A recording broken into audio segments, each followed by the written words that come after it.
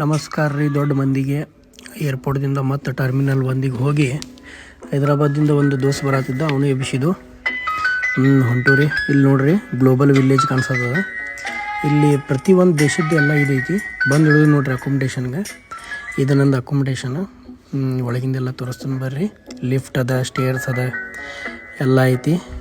ಸ್ಟೇರ್ಸ್ದಿಂದ ಬಂದು ನೋಡ್ರಿ ಮ್ಯಾಲೆ ಒಂದು ಇದೆ ನೋಡ್ರಿ ನನ್ನ ಬಿಲ್ಡಿಂಗ್. ಫಸ್ಟ್ ಫ್ಲೋರ್ದಾಗ ಅದ, 204 ನಂಬರ್.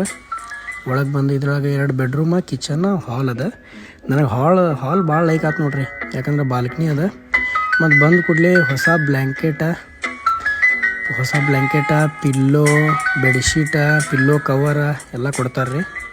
ಎಲ್ಲ ಫೆಸಿಲಿಟಿ ಮಾತ್ರ ಗಿಚ್ಚ. ನೋಡ್ಬೋದು ಬಾಲ್ಕನಿ. ಮತ್ತು ಇದು ಮೇನ್ ನೋಡ್ರಿ ವಾಷಿಂಗ್ ಮಿಷಿನ್. ನಿಮಗಾದ್ರೂ ಗೊತ್ತೈತಿ. ಬರೀ ಊಟ ಮಾಡೋ ಟೈಮ್ ಆಯ್ತು ನೋಡ್ರಿ.